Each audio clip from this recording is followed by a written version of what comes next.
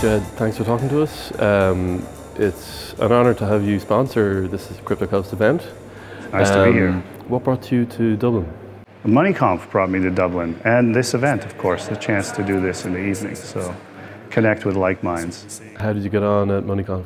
It's an interesting conference. A lot of people there. It's some good exhibitors, some good talks. A lot of people who don't know what's going to hit them, and traditional bankers that are walking around not understanding what's happening here.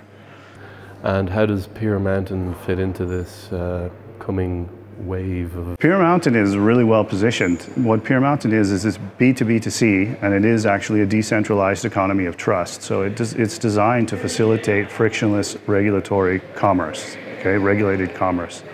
So what it does is aggregate digital identities, whether they're self-sovereign, national, or even foundation documents like pictures of passports and whatnot, and allows a consumer to own all that in a wallet that's held in a mobile device with an SDK, and then to use that with businesses that are under a regulatory regime, whether that's simple like the sale of alcohol or tobacco, up to a regulatory regime like a financial regulator, where they can define all the regulatory requirements for a service to be delivered.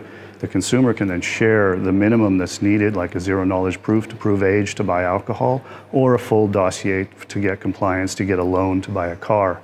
And all of that can be done on-chain and very, very efficiently in a few minutes, because the consumer manages their information and the service provider knows exactly what they need, and they see it digitally in real time. Everything is digitally signed. There's eIDAS compliant, timestamp digital signatures in there. So it's really an ecosystem of trust. The third party that plays in this is an attestation provider, we call it.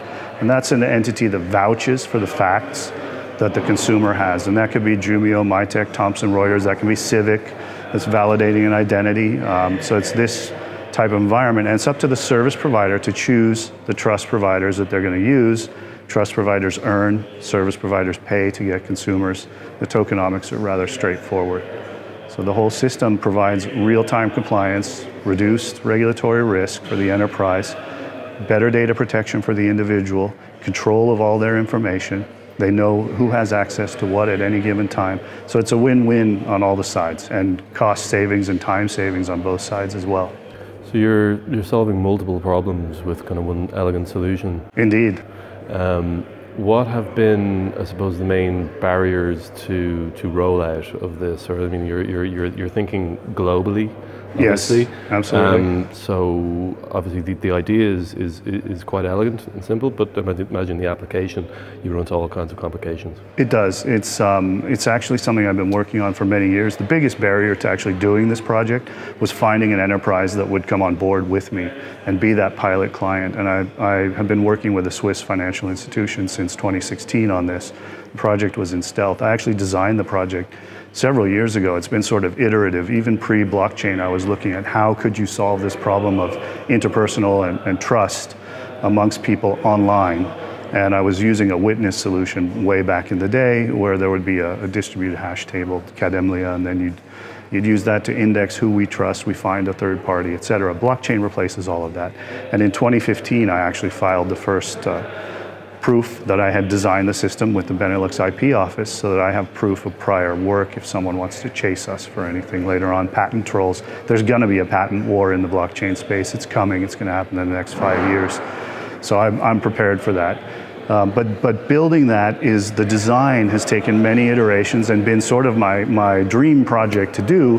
And when I found this client, which was actually a client of my company called KYC3 that does big data-driven APIs for KYC automation, I gave them a proposal to do that. They entertained it. We went back and forth. I gave them the visionary proposal that is Peer Mountain today, and they came back and said, we want that. And that's when really the main barrier, having that validation that a regulated financial enterprise is ready to invest in and deploy this, is really what kicked it off. And then we started investing heavily in building it, and have been doing that up till we took it out of stealth in October of last year, and now have the project as a fully visible project with an ongoing token sale. We're in the private sale right now, and the intent, we're at MVP now. In late August, we'll co-locate some of our senior team members in the headquarters of the Swiss institution near Zurich, and we will roll out the first production Peer Mountain instance at the end of this year and launch a credit card as the first service that consumers can get on that.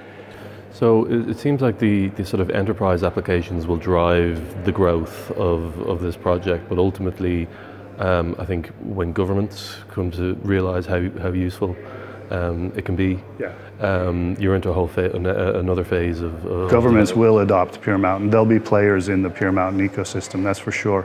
So Pure Mountain is deployed. One of the ways we solve scalability issues is we checkpoint on a public chain, but we're not running on a public chain. That also solves regulatory jurisdictional issues because you can't put regulated information about bank clients and whatnot on a public blockchain. It's going to leave the country and the regulator is going to get upset that that's being run in someone's garage on a node that's spun up and has a copy of that chain. So Pure Mountain's deployed in stakeholder instances. So a bank and their auditor and the regulator will all run the instances to deliver the bank's service. As a consumer and as a trust provider, you can connect to those instances transparently, the way the addressing works. But that means you can also, from a scalability perspective, deploy an instance within a jurisdiction, meet the regulatory requirements there, have very low latency, but still have trust because you have multiple institutional parties that are running that. And you can even include, NGOs and watchdog groups that can run chain and storage nodes to make sure that everything is good with that chain. And if you need to split, you could even within one institution split consumer credit and institutional services onto two different nodes, whether that's for performance reasons or for jurisdictional or regulatory requirements, that can be done.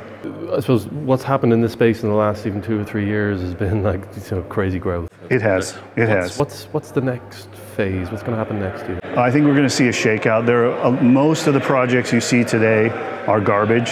And they're also very focused on consumer, it's me, what am I going to get sort of as the sale proposition towards an end user. And a lot of that is idealistic and wishful thinking at best, because you're not going to see this giant grassroots adoption of some kind of crypto-based solution to do something. It's going to be pushed through, I think, enterprises. Companies are not going away. Governments are not going away. They're going to be disintermediated, and they're going to radically transform. But I think we need to do that from the inside, and we need to do it smart in order to get it done fast. And a lot of these solutions you see today are going to be flushed away the way pets.com disappeared and all of these bad .coms that were around. And the strong contenders are going to survive. There will be consumer-based solutions that will survive, that's for sure. There's some really cool apps out there today. Toshi for splitting lunch, like that I can see living. But there's a lot of garbage in the market now that we're going to have to get rid of. And then we're going to rationalize and we're going to adopt. And the technology that works is going to be adopted. And I think we have 3 waves. Sorry if my answers are too long, but we have 3 waves. The first wave that we encountered was in the 90s, and that was really the adoption of the internet, 1995 to 2005. That was sharing information. In 1995, most people didn't have email addresses. By 2005, everybody had an email address, and we could all exchange information. So we got rid of the post. From 2005 to 2015, it was the mobile revolution. It was getting onto mobile devices and actually having computing power in our pocket. We all had flip phones at the beginning of that, and now we all have basically what would used to be considered a supercomputer in our pocket, a quad core with gigabytes of RAM. That's amazing if you think about 10 years ago what we had. And now we're at the beginning, 2015 to 2025 is this wave of disintermediation and trustless computing. And this is going to bring just as profound effects to our society as those first 2 waves. I think it might even be bigger.